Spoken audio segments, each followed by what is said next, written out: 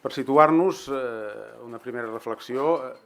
Saben vostès que en aquest moment hi ha, per un costat, una investigació penal en curs, instada pel jutjat d'instrucció número 20 de Barcelona. La jutgessa havia rebut un informe que prèviament ella mateixa havia encomanat del Cos Nacional de Policia, en el que s'afirmava, i aquesta és la informació que nosaltres disposem, que en el procés de la reducció i de la detenció del senyor Joan Andrés Benítez, aquest havia estat colpejat fins a 5 vegades a la part esquerra del cap per part d'un agent del cos de Mossos d'Esquadra. No podem afirmar allò que afirma el Cos Nacional de Policia. No podem concloure que hi hagi hagut una mala praxi consistent en donar cops al cap al senyor Benítez en el moment de la seva reducció, en el moment de la seva detenció. Estaríem, evidentment, davant d'una extralimitació policial no només reprovable, sinó, a més sancionable.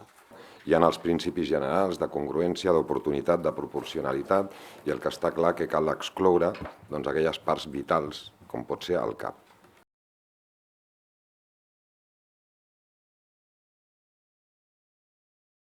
Si és la jutgessa que té més informació a hores d'ara que nosaltres, que hi arriba aquests indicis, crec que el propi que ha de fer el Departament d'Interior és prendre aquestes mesures cautelars.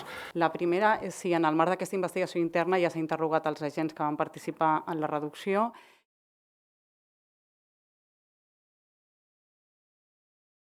He entès que en el cas de que es produeixi una imputació dels agents per part del jutjat d'instrucció, des d'Interior sí que hi haurà mesures disciplinàries en contra d'aquests agents.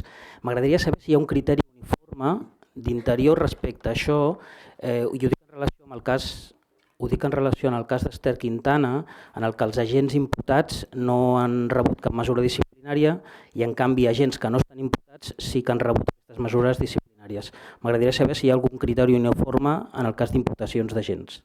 Miri, cada cas és particular i jo crec que faríem un flac favor si ara comencéssim a barrejar un cas i l'altre. A la web de la Directa vam penjar un vídeo gravat, penjat per un agent dels Mossos d'Esquadra de la mateixa unitat que van actuar en el cas del senyor Benítez, un agent de la comissaria de Ciutat Vella, que penjava un vídeo a internet en la seva pàgina de Facebook on mostrava unes imatges clares de tortura i deia «Ole, ole, ole, así es como hay que tratar a los detenidos». Vostès han comprovat que aquestes imatges siguin certes, aquest agent sigui el que les va penjar.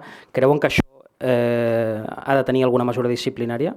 Sí, som coneixedors d'aquest Facebook i d'aquestes expressions i tenim oberta una informació. En aquest cas em sembla que ja és expedient disciplinari perquè és absolutament intolerable i volem posar-ho de manifest que un membre d'un cos policial pugui fer aquest tipus de manifestacions. Ni entren en els nostres principis ètics ni en els principis actitudinals del que ha de tenir un servidor públic que ha d'estar legitimat per fer l'ús de la força.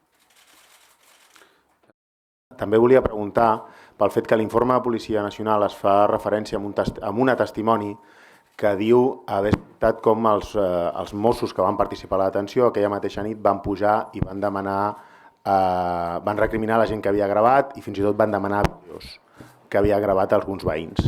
Si això forma part d'alguna mena de protocol, si això és correcte, si en tenen constància i què pensen fer. No, respecte a aquesta segona no en tenim constància que això hagi estat així. Per tant, si la tenim ja prendrem les mesures que s'escaigui, però no en tenim constància que hagi estat així.